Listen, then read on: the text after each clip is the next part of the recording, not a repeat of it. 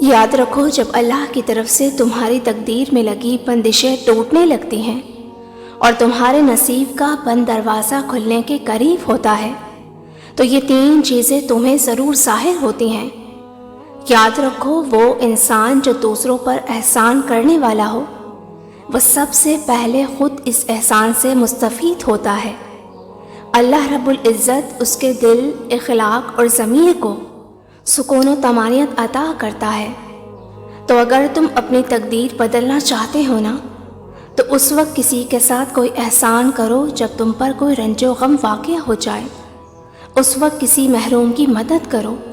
کسی دکھے دل کی دعا لو۔ یاد رکھنا، کسی کی بے غرض خدمت سے اللہ تمہیں وہ بخت لگائے گا کہ ساری دنیا دیکھے گی۔ جانتے ہو، خیر کا کام ایک خوشبو کی مانند ہے، اس کو کرنے والا سب سے پہلے خود اس سے مستفید ہوتا ہے۔ رسول کریم صلی اللہ علیہ وسلم نے فرمایا کہ جو انسان چاہتا ہے کہ اللہ اس کے کام میں آسانی کر دے تو اسے چاہیے کہ وہ اللہ سے ڈرے اور صلہ رحمی شروع کر دے، کیونکہ جو لوگ دوسروں پر رحم کرتے ہیں ان کا رب آسمان سے ان پر رحم فرماتا ہے۔ قرآن کی کچھ آیتوں میں اللہ تعالیٰ تمہاری تقدیر پر فرماتا ہے کہ ہر چیز کی ابتدا اور مدت مقرر کر دی گئی ہے، اور کائنات میں کوئی طاقت ایسی نہیں جو اس کے ارادے میں مزاحم ہو سکے یا اس کے حکم کو نافذ ہونے سے روک سکے، اور کوئی دوسرا سرے سے یہ اختیار نہیں رکھتا کہ تمہاری اچھی یا بری تقدیر بنا سکے، اور تمہیں زمین میں یا تمہارے نفسوں میں جو بھی تکلیف پہنچتی ہے وہ تمہاری پیدائش سے پہلے ہی ایک ریکارڈ میں درج کر لی گئی ہے۔ قلم سوکھ گیا اور صحیفے اٹھا لیے گئے اور معاملہ طے کر دیا گیا۔ وہ خود فرماتا ہے کہ ہم تم تک وہی پہنچاتے ہیں جو تمہارے لیے لکھا گیا تھا، اور جو کچھ تمہارے ساتھ ہوا وہ ٹلنے والا نہ تھا، اور جس سے تم بچ گئے وہ لاحق ہونے والا نہ تھا۔ اور جب یہ عقیدہ تمہارے دل میں بیٹھ جائے تو تکلیف اور مصیبت انعام بن جاتی ہے۔ لہٰذا جو مصائب کا شکار ہیں وہ خوش ہو جائیں کہ یہ سب کچھ خدائے برتر کے حکم سے ہو رہا ہے۔ تم ہرگز اپنی حالت پر حسرت و ندامت نہ کیا کرو۔ یہ مت سوچو کہ گرتی دیوار کو تم بچا لوگے، بہتے پانی کو روک لوگے، شیشے کو ٹوٹنے سے بچا لوگے۔ جو چیز بھی تمہارے مطابق نہیں ہو رہی اس پر تھوڑا انتظار کرو، کیونکہ یہ افسردگی، ناراضگی اور چیخ و پکار کبھی بھی تمہاری تقدیر نہیں بدل سکتی، بلکہ اللہ تقدیر تب بدلتا ہے جب تم رضائے الہی کے آگے سر تسلیم خم کر دیتے ہو اور دل میں کوئی شکوہ باقی نہ ہو۔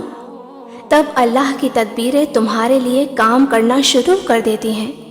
اور ایسے اسباب بناتی ہیں کہ انسان کی عقل دنگ رہ جائے۔ قرآن خود کہتا ہے، اور اس کے علاوہ کون ہے جو مصیبت زدہ کی پکار سنے، اور جو شخص اپنے آپ کو اللہ کے سپرد کر دے تو یقیناً وہ ایک مضبوط سہارا تھام چکا، اور بے شک سارے کاموں کا انجام اللہ ہی کی طرف سے ہے۔ اور اگر تمہارے دل میں یہ سوال آ رہا ہے کہ تمہاری بد نصیبی قسمت میں لکھی جا چکی ہے تو اب کیا حاصل، تو یاد رکھو کہ اصل بد نصیب تو وہ ہے جو نور ایمان سے محروم ہو گیا۔ ایک روایت میں آتا ہے کہ جس کے پاس یقین کی دولت نہ رہی وہ نامراد ہی لوٹ گیا۔ اللہ قرآن میں خود فرماتا ہے، اور جو میرے ذکر سے اعراض کرتے ہیں ان کے لیے زندگی تنگ ہے، اور بے شک یقین والوں کے لیے تو ہم نے صاف صاف نشانیاں نمایاں کر چکے ہیں۔ جانتے ہو، بغیر ایمان کے زندگی بدبختی کی زندگی ہے، اور جو اس سے محروم ہو گیا وہ اپنے بوجھ اور تاریکیوں سے نجات کی کوئی راہ دیکھ نہ پائے گا۔ تو اگر تم چاہتے ہو کہ خوشبختی اور سکینت تمہیں حاصل ہو جائے تو اپنے ایمان کو بڑھاتے ہوئے اپنے عمل پر کام کرو۔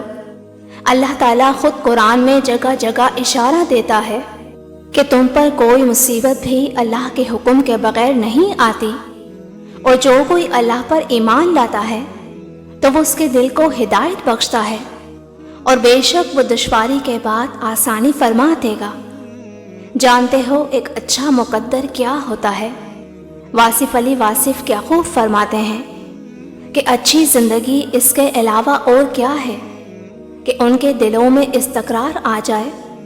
ان کے اعصاب حادثات کے وقت پرسکون ہو جائیں، ان کا دل اللہ کی محبت سے سرشار ہو جائے، ان کے ضمیر انحراف سے پاک ہو جائیں اور وہ قضا و قدر پر راضی ہو جائیں، تو راحتیں بھی ان کا مقدر بن جاتی ہیں۔ اگر تم چاہتے ہو کہ اللہ تمہارا سویا ہوا نصیب جگا دے تو یہ 2 باتیں ضرور جان لو۔ ایک حدیث میں آتا ہے، نبی کریم صلی اللہ علیہ وسلم نے فرمایا کہ مجھے 2 قسم کی آوازوں سے روک دیا گیا ہے، ایک وہ جو نعمت پا جانے پر ملتی ہے اور دوسری وہ جو مصیبت کے وقت نکلتی ہے۔ فرمایا جو تم سے چھوٹ جائے اس پر افسوس نہ کیا کرو، کیونکہ تمہاری تقدیر تب بدلتی ہے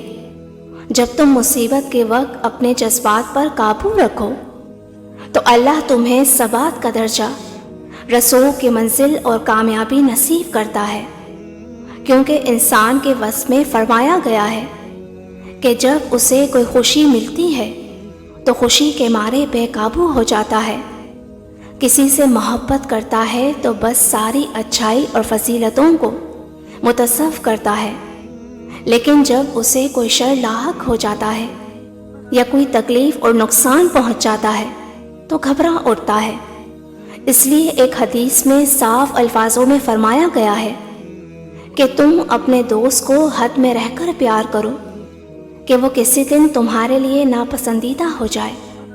اور اپنے دشمن سے حد میں رہ کر نفرت کرو کہ وہ کبھی تمہارا محبوب بن جائے۔ دوسری ایک حدیث میں آتا ہے کہ میں تجھ سے عدل چاہتا ہوں، غضب اور رضا دونوں حالتوں میں، لہٰذا تم پر لازم ہے کہ تم اپنے جذبات پر قابو رکھ کر اپنی عقل کو حاکم بناؤ، چیزوں کو تولو اور حق کو پہچانو۔ اللہ قرآن میں خود تم سے مخاطب ہے کہ ہم نے اپنے رسول بینات دے کر بھیجے، ان پر کتابیں نازل کی اور میزان اتاری تاکہ لوگ عدل کریں، اور جانتے ہو کہ تقدیر میں لگی بندشیں کب ٹوٹتی ہیں اور اس کی کیا حقیقی نشانیاں ہیں۔ تو یاد رکھو کہ جب تم اچانک محسوس کرنے لگو کہ تمہارا دل بندشوں سے آزاد ہونے لگے اور تمہارے دل کی جکڑن ٹوٹ کر حق اور سچ سے جڑنے لگے، تو سمجھ لو کہ ان قریب تم اپنی آنکھوں سے اپنے مقدر کو بدلتا دیکھو گے۔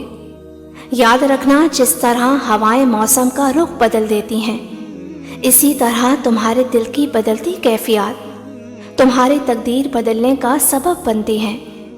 تمہارا مقدر کا ستارہ روشن ہونے کی دوسری اور اکثر نشانی یہ بھی ہے کہ جب تم محسوس کرنے لگو